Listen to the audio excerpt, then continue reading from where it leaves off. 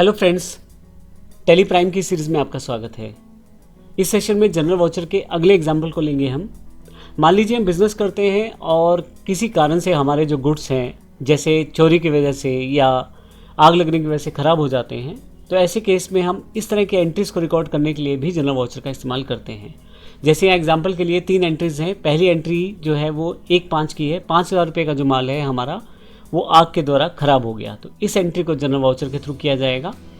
1/5 की दूसरी एंट्री है 3,000 रुपये का जो माल है वो चोरी हो गया था, तो ऐसे केस की एंट्री को भी जनरल वाउचर के थ्रू किया जाएगा।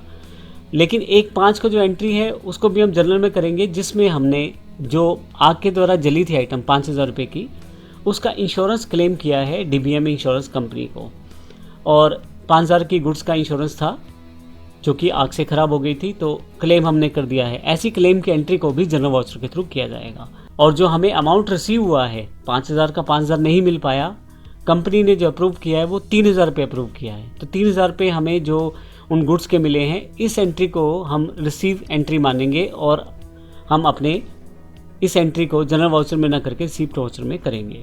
तो इन एंट्रीज़ को इस सेशन में हम देखेंगे किस प्रकार से हम कर सकते हैं। सबसे पहले हम बात करते हैं जो 5,000 रुपये की गुड्स जो ख़राब हुई हैं आग के द्वारा, और 3,000 रुपये की गुड्स जो ख़राब हुई हैं चोरी के द्वारा। आइए देखते हैं इसकी एंट्री किस प्रकार से हम कर सकते हैं। हमारे पास गेटवे ऑफ टैली अवेलेबल है। यहाँ से मैं वाउचर एंट्री पे आ जाता हूँ और मुझे यहाँ जनरल में वाउचर एंट्री करनी है। लॉस बाय थेफ्ट और लॉस बाय फायर, दो तरह की मेरे पास लॉस हुए हैं। दोनों का अकाउंट मैं अलग अलग क्रिएट कर सकता हूँ, और मुझे करना चाहिए क्योंकि दोनों अकाउंट्स मुझे अलग अलग मेंशन करने हैं अपने अकाउंट्स में। तो सबसे पहले मैं Alt C के साथ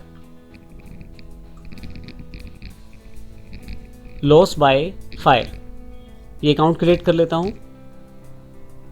ये मेरा इनडायरेक्ट एक्सपेंसेस अकाउंट है, मैं इसे एंटर करके बना लेता हूँ। अब लॉस बाय फायर, मेरा लॉस कितने का हुआ है? मेरा 5,000 रुपये का माल लॉस हुआ है जो कि आग के कारण हुआ है। तो यहाँ पे ध्यान रखिएगा 5,000 डेबिट हो जाएगा क्योंकि मेरा एक्सपेंस है। लेकिन क्रेडिट क्या होगा? क्योंकि मेरा माल ख़राब हुआ है तो जो परचेज अकाउंट है मेरा वो यहाँ पे क्रेडिट होगा। तो यहाँ मेरे पास एक ही परचेज अकाउंट है जो कि लोकल परचेज के नाम से है। मैं इसे एंटर कर देता हूँ। आप इन्वेंट्री एलोकेशंस अगर आपके पास होना है तो भर सकते हैं, लेकिन अभी मैंने उसको स्किप कर दिया है। अब लोकल परचेज में 5,000 रुपये मैंने यहाँ पर डाल दिए हैं। अब यहाँ से नरेशन मैं टाइप कर देता हूँ। 5,000 रुपये की गुड्स जो हैं लॉस बाय फायर हुई हैं, तो मैं यहाँ एंटर करते हुए एक्सेप्ट कर लेता हूँ। अब पहले स्केप करके बाहर आ जाते हैं। मैं आपको यहाँ प्रॉफिट एंड लॉस में अगर यहाँ से परचेज अकाउंट दिखाऊँ तो परचेज जो मेरे पास टोटल है इस वक्त 17,000 रुपये का जो बैलेंस है मेरी गुड्स का वो 17,000 रुपये है, और जबकि 5,000 रुपये जो हैं वो क्रेडिट हो गए हैं क्योंकि वो मेरे लॉस बाय फायर की वजह से हुए हैं। तो अब मैं वापस आ जाता हूँ। इसी तरह से एक एंट्री मेरे पास जो है लॉस बाय थेफ्ट की है, तो उसको भी कर लेते हैं। वाउचर पे आए आप। अब लॉस बाय थेफ्ट का मेरे पास अकाउंट नहीं है, तो Alt C के साथ मैं loss by theft account create कर लेता हूँ। ये मेरा इनडायरेक्ट एक्सपेंस है, तो ये भी मैं एंटर करके बना लेता हूँ। तो लॉस बाय जो थेफ्ट हुई यानी कि चोरी के कारण मेरा जो लॉस हुआ प्रोडक्ट का या मेरी गुड्स का वो 3,000 रुपये का है। 3,000 रुपये एंटर कर देता हूँ। अब यहाँ क्रेडिट फिर से मैं अपने लोकल परचेज अकाउंट को करूँगा, तो 3,000 रुपये मेरे पास और कम हो गए हैं मेरी टोटल गुड्स में से, यानी कि परचेज जो मेरे पास टोटल स्टॉक पड़ा उसमें 3,000 रुपये और कम हो गए हैं क्योंकि ये जो माल हुआ है ये चोरी हो गया है। नरेशन लिखने के बाद मैं एंटर करके एक्सेप्ट कर लेता हूँ। अब अगर मैं यहाँ से बाहर आ जाता हूँ और यहाँ से प्रॉफिट एंड लॉस और यहाँ से परचेज अकाउंट पे ले जाऊँ, तो लोकल जो परचेज का जो इस वक्त स्टैंडिंग बैलेंस है वो 14,000 रुपये का, यानी कि 14,000 का जो मेरे पास इस वक्त अवेलेबल स्टॉक है गुड्स का, और 2,000 मेरी रिटर्न थी उसमें से।